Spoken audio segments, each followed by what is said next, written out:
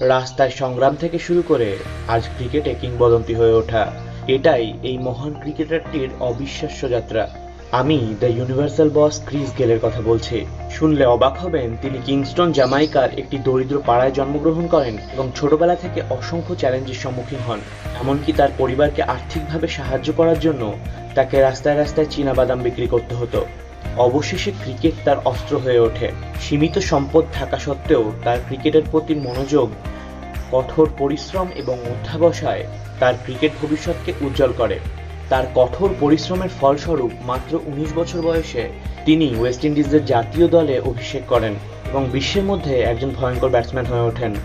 আর তিনি ক্রিকেটের সমস্ত ফরম্যাটে অসংখ্য রেকর্ড স্থাপন করেন। তো ক্রিস গেলের গল্প আমাদের এটাই শেখায় যে তুমি যে কোনো ব্যাকগ্রাউন্ড থেকে বিলং করো না কেন, তোমার মধ্যে যদি কঠোর পরিশ্রম করার ক্ষমতা এবং প্রতিভা থাকে, তাহলে তোমাকে মহান হওয়ার থেকে কেউ আটকাতে পারবে না।